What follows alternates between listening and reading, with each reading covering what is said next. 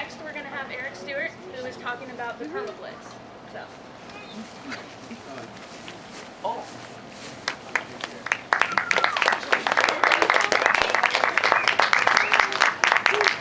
It's a beautiful day. Thank goodness for all the clouds out today, huh?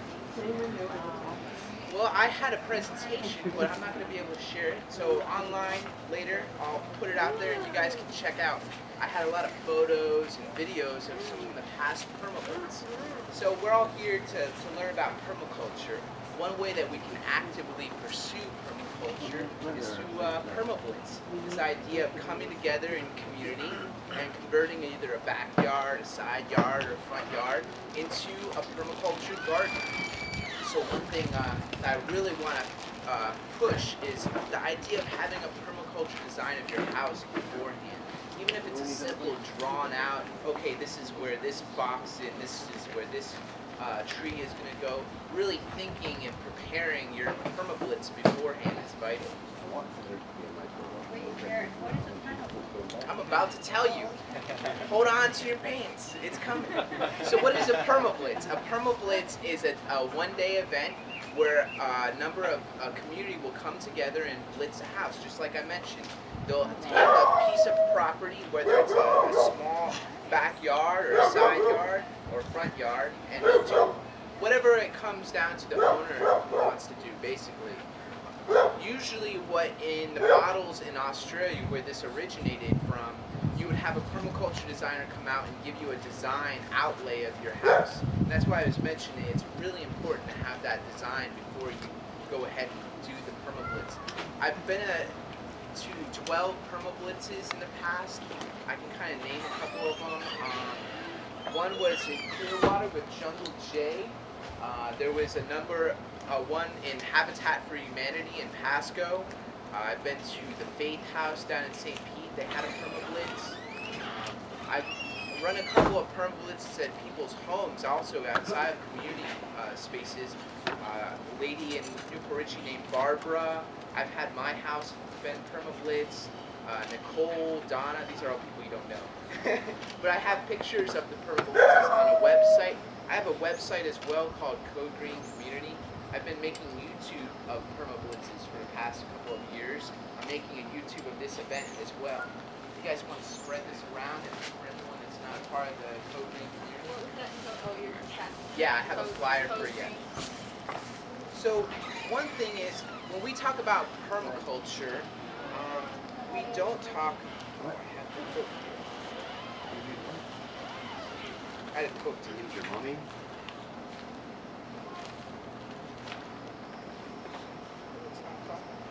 Oh well.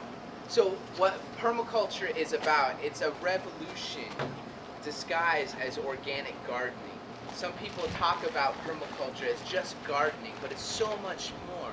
It's about incorporating energy, it's about incorporating our economy and our community to create a whole new system outside the system that we're all kind of a part of. And so with Permablitzes, we have an activity that we can come and really show all the diversity in that backyard that you're going to be setting up a backyard garden. So in some Permablitzes, they'll set up rainwater harvesting systems, or they'll dig out a pond. And a Permablitz can be anywhere from 2 people to 30 people showing up at a property. So how do you do a Permablitz? That's one question I have in the past. Permablitzes are usually self-organized. You have a group of people that have been forming for the past couple of months or years, and they set up a day after someone has volunteered 3 to 5 times. Different groups have different qualifications. So I know in St. Petersburg, if they have a group, a permaculture guild down there, and if you've met up with them 5 times, you're eligible for a Permablitz at your house. So this idea of reciprocity, where if you scratch my back, I'll scratch your back. Also, the Amish have this idea of Amish barn raising. So that's one idea of thinking of what a Permablitz is. Also, when we think about permablitzes, it's a way to think of permaculture as abundance rather than permaculture as poverty. When I talk about permaculture and gardening, sometimes people are like, well, why would you do that? You can just go to Publix and buy green beans or eggplant or tomato. But when you start to garden, you realize that your garden is a source of abundance. You're constantly getting new material that you can eat or that you can compost and you can make into rich soil. So thinking about permaculture as abundance, that we're capitalists. This is your land, your property. You're going to try and make the most amount of capital. But capital doesn't need to be financial capital. It can be living capital. It can be social capital. It can be experiential capital. So when we have experiences, we learn from that, and it grows and it builds, and we can share the experience with other people. So a permablitz is an experience that we're sharing with other people, and it can be something that you can gain. Also, there's social capital by having the connection and the reciprocity. So you're scratching my back, at a later time I'm going to scratch your back. So you're building social capital when you're hosting these permablitzes. You're building living capital. You're going to have, when you do a permablitz, you can incorporate activities into your permablitz, such as making seed blocks or making seed trays and growing plants while you're there as well as planting plants or planting trees in your permablitz. I want to open it up to questions because I want to really see where you all are all at and see how we can start right now to plan for some permablitzes. Because I'm with Brian. You know, we have these events where we're learning. Let's continue them. Let's keep it going. Let's keep the momentum. We're here right now. Why don't we set up something for a following date where we can have a permablitz maybe at Brittany's house, and she was gracious enough to invite us out here. So I just want to open it up right now for questions. Does anyone have questions about permablitzes?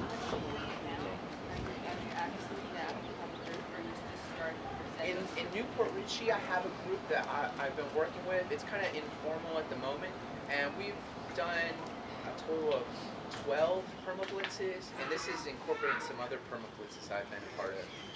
But I've been making YouTubes of them in the past. So I have a YouTube of the Habitat for Humanity Garden Permablitz, the community garden. I'm sorry?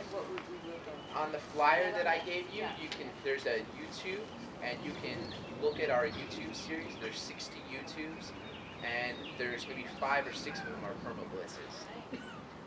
And I've done a YouTube of one in Newport Richie, a YouTube of one in Clearwater. There's one in St. Petersburg I took photos of. But the idea is getting people together that form the community already.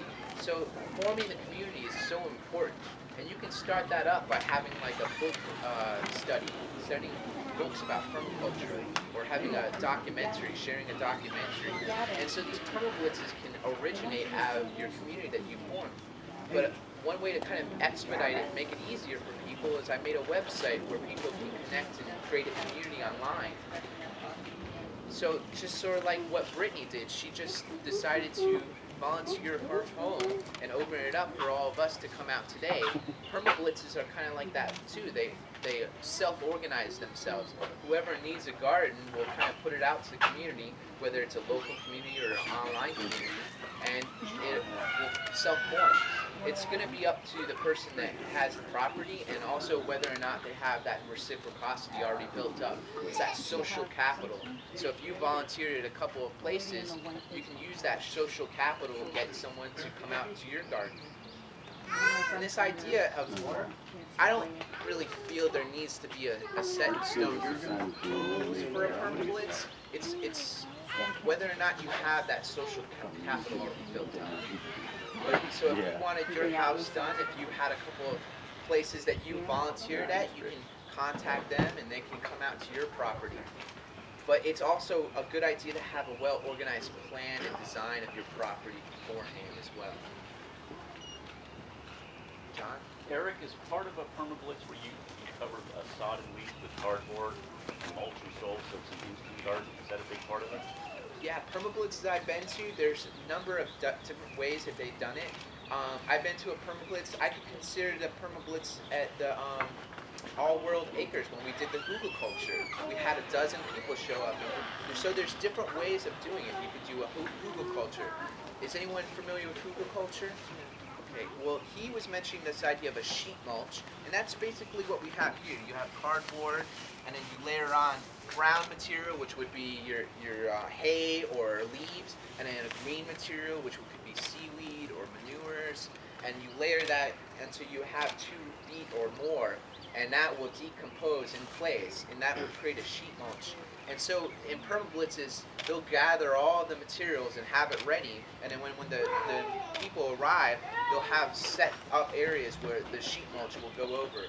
And then maybe a month ago at All World Acres, which is in Tampa, they had a sustainability living conference, and we had a hugelkultur permablitz in a way. We had a dugout area, and we put logs, and we put some cut, how would you, Tom? All kinds of stuff. All kinds of green, living, decomposing stuff. And the idea is the wood, as it decomposes, it acts as a sponge. So it'll sequester water, and it'll release nutrients over time. So that's another cool idea that I think will work better in Florida. Because hugelkultures will store water, and we have kind of a drought season as we're going through right now. Also, you can set up ponds in a permablitz. You can set up rain barrels. You use your imagination and you plan it ahead of time. So there's several different activities happening in a permablitz. But the most important thing of every permablitz, you have to have a potluck. There has to be some kind of social fun and food. Food brings people. That's why we're all here today, right? Because of all the great food in the back right there.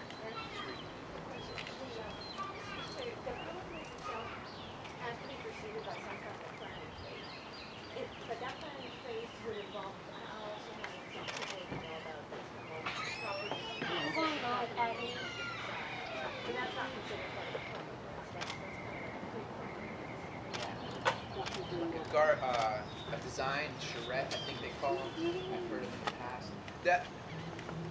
There are no rules to permablitzes. They started and originated in Australia, and with the way and process they did it is it was a business plan. They had a permaculture edible landscaping, and they would offer a permablitz to people that were customers of theirs. And they would gather ahead of time volunteers who have volunteered at other permablitzes or want a permablitz at their house. And so they would offer the design for the people. And so that was a business plan, like what Brian was saying, is as we build this and change these systems, new businesses, new opportunities can arise. So, you know, we can make contacts with nurseries and have them available to us, or permaculture designers that will come in and design your property. Or if you just have knowledge yourself, or have a knowledgeable group of people that you can have come in ahead of time. But I recommend having some sort of design. I've been to permablitzes where it was kind of on a whim, where, hey, let's just meet up next Saturday. I have a whole bunch of stuff, let's move it. So it can be any level of organization that you want. But I really feel the more organized you are, the more efficient you can be.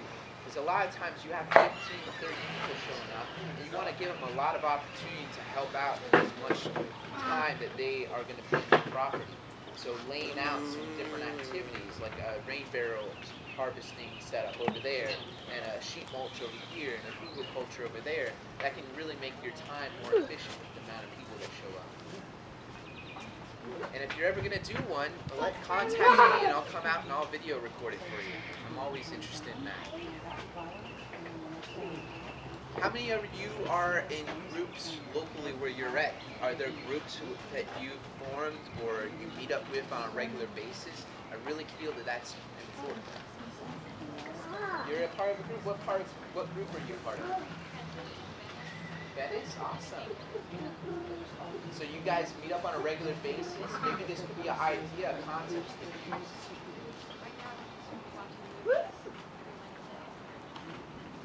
Well, one way to kind of maybe increase the amount of people that come to your movies is you could say, well, if you show up to 3 consecutive movies, you're eligible for a permablitz to your house, or 5 or 6 or whatever number your group kind of comes to consensus. So another thing that I want to really talk about, because I have the opportunity to speak about it, is I've been a part of Occupy, a part of Transition, part of Permaculture, all these different labels.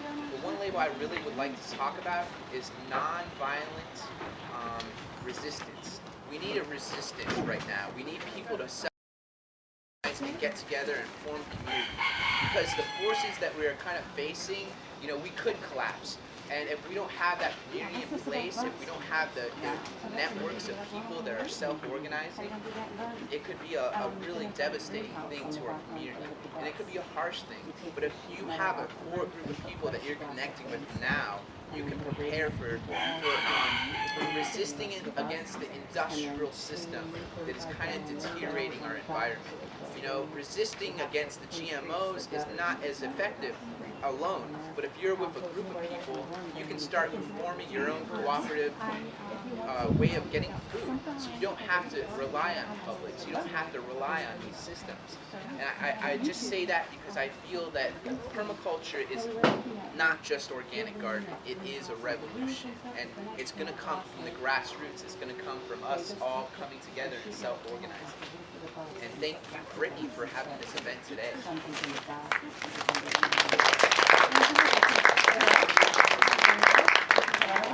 I have more time? I have maybe 10 more minutes. Is there any other questions? Or can we plan a Permablitz today? Eric, it might be, many of these people may have come from different areas, so it might be useful just to find out, where people have come from. An easy way to do that might be just to use this as dividing line, north, south, east, and west, and then you can look around, and as you raise your hand, saying, okay, who's from west of here, and then you can look around, and then those people could break into smaller groups and kind of introduce yourself and start to form a small community right here, and share a contact information.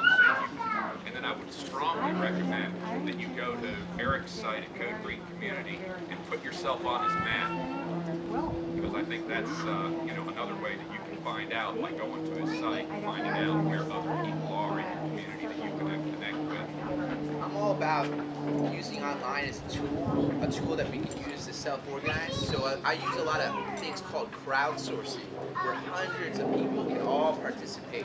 So we have a member map where hundreds of people have posted exactly where they are on the map, and you can find people in your neighborhood and connect with them and have a message with them. Also, there's a green business map where people have been posting green businesses and what they're starting up in the backyards.